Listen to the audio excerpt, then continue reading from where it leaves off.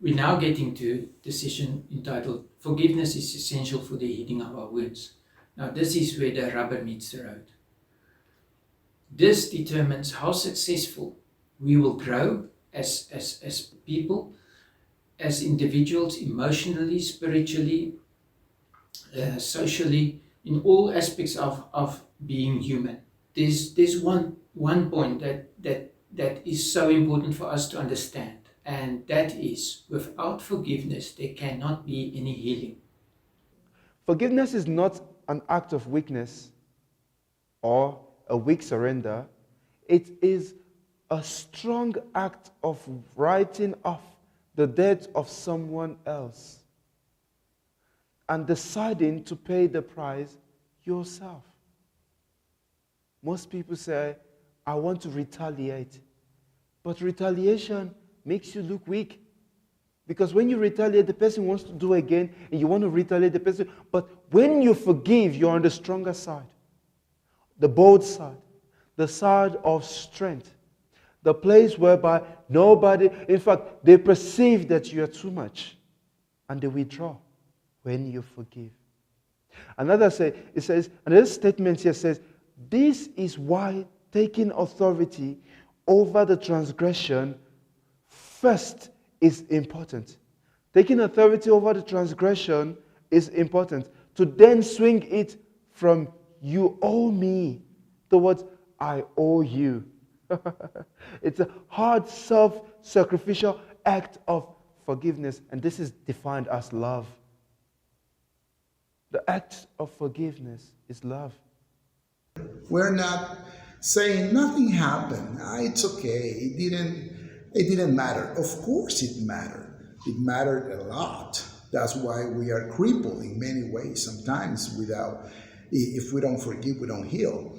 And as we know, those who are hurting hurt others with or without intention. I want to use another illustration that brought this home to me when I was working through this issue of forgiveness.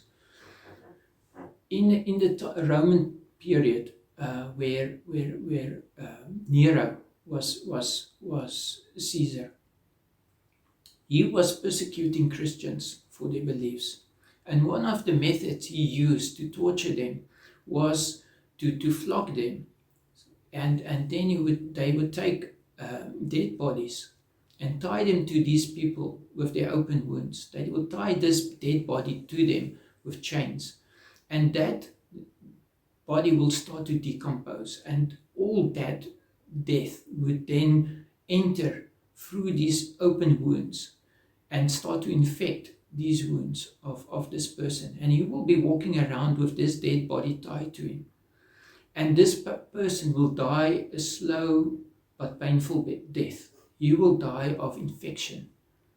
And God really one day just said to me, this is what's happening if we just do not let go. We receive wounds as children and through life, from different places, different people. We receive these wounds. What we do is, because of bitterness, we allow the enemy to tie those past experiences to our bodies. Our past is dead. There's no life there. But these chains of bitterness and unforgiveness keep that past on our bodies, and it poisons our system. It poisons us that we cannot function as individuals in a healthy way. So when we decide to forgive and to let go, is to allow those chains to be broken, and we can throw down that body. We don't need to carry that body around with us. If you can show the forgiveness to a person that does not worth it, you show to the person that you have made them worth your value. You make them feel like they're worth you forgiving them. And they will honor you for that act. That singular act will earn you honor in the eyes of the people that life will bring your way. Another says here, discard undue expectations of your father. Now the damage has been done. And what needs to be... Jim Rohn said something. He said, what happened is not as important as what you will do about it. The brokenness from the hurt of your father is not as important as what you will do about it. In my personal case, in my story, I had to forgive my own dad. He was the person that I had more or the most resentment and bitterness towards to. My dad did not recognize me as his child when I was born. He didn't do well during my childhood. He neglected our family in many ways. And of course, he didn't comply with the expectations that as a family we had. In order to continue the process of growing and being a blessing to this generation and being a different type of parents, we must discard undue expectations of our Father. This asks for reasonable realism of what our Father, your Father and my Father, had to deal with when they caused the wounds they caused in our lives. Understanding that even though flawed, he tried his best. For me, it was very important, very healing in my process to listen to my grandpa, my father's dad before he died, to listen to my dad's story, how much my own dad as a child softened himself in many ways. Of course, that doesn't make innocent of the choices and decisions he made when he was an adult, but it helped me understand a lot that I had to be also comprehensive towards his situation and the things that happened. So it has been done. The father wound has been inflicted. Now, how do you get up on your feet and say to yourself, my father had done me wrong. I've forgiven him. It shows now that I am responsible. I've taken charge of the situation. And now I'm in charge of my life. I'm in charge of what my child goes through.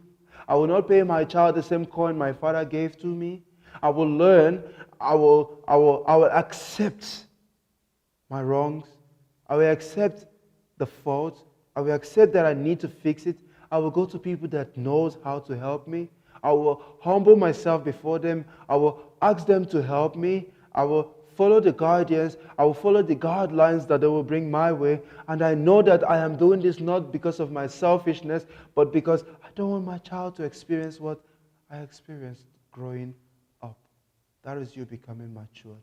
I had to take authority over the negative spiritual impact that my father once had in me. I was on the verge of suicide at the age of 20. I almost took my life. I was in depression. I felt he owed me a lot. That was a big chunk of the reasons I had to commit suicide, I said back in the day. I was 20.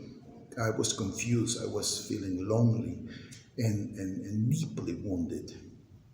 So when Christ came to my life, when he saved me, he taught me, that I had to honor my dad. I refused to do it in the beginning. I said he doesn't deserve it. I deserve that he comes and tell me, son, please forgive me. But he never did. So God asked me to take the initiative. So I had to take authority over those negative spiritual impacts that my father would have caused me, and over the power of the habits that were hindering my ability to conquer my own wounds. I didn't want to pass on that bitterness, that damage to my children or to my wife. And I had to do something to fix myself, I said, with the help of God. And I understood. I came to understand that forgiving my dad didn't mean to restore the relationship immediately, but it was the beginning of a process that has taken me to this moment of my life. And it's not for the person's sake that have done us wrong that we need to forgive. It's for our own sake. It's for our own freedom, and it's for our own healing. But as long as we choose to stay bitter, harbor unforgiveness in our hearts, we still stay under the control of that person that have done us wrong. And when we pull it through to the role our parents have played in our lives, and this is where it's become so important to understand, our parents have parented us through their brokenness. They were not perfect. When babies are born, they don't come with a manual. We make mistakes. You as a parent have made many mistakes. And we need to realize that. Our parents have done the best they thought and knew how to do. And that they've learned from their parents. Whether it was right or wrong, that is not a question. The question is, what was their perception of what parenting is about? Because according to that perception, they would have raised you. And your perception is also formed according to that.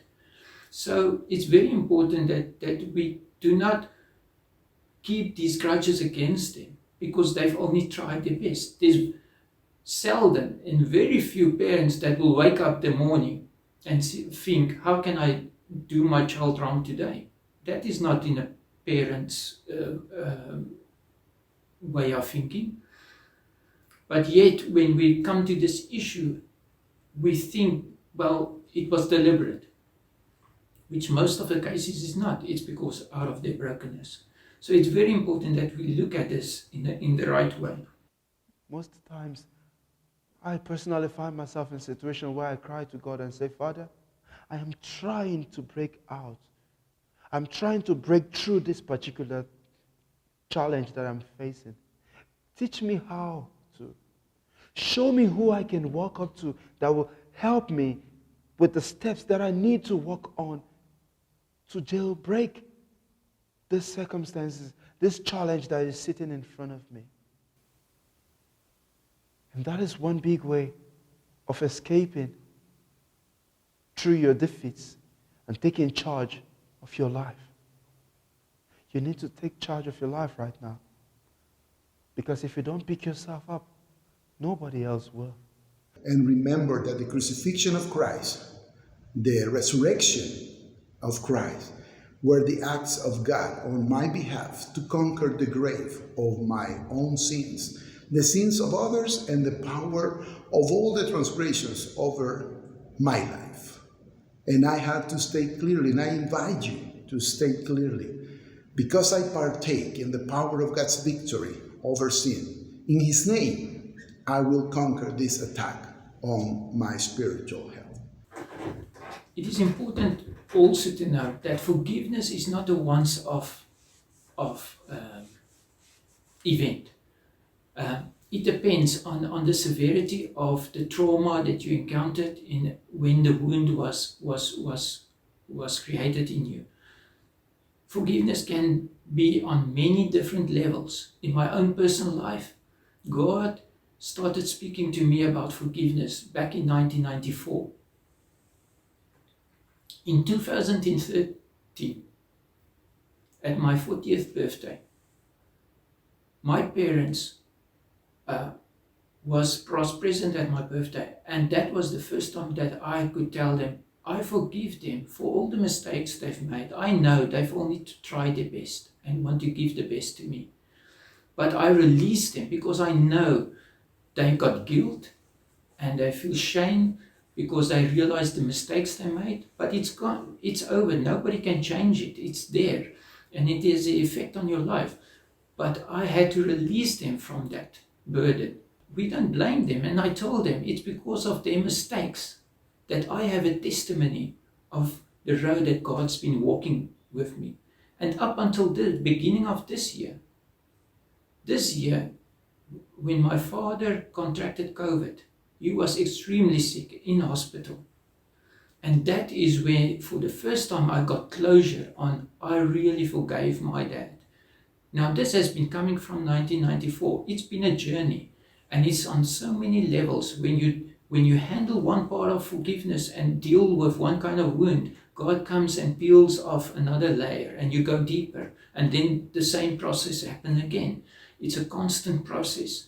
I encourage you to keep working and keep walking on the road of wellness, wholeness, starting with the forgiveness of others.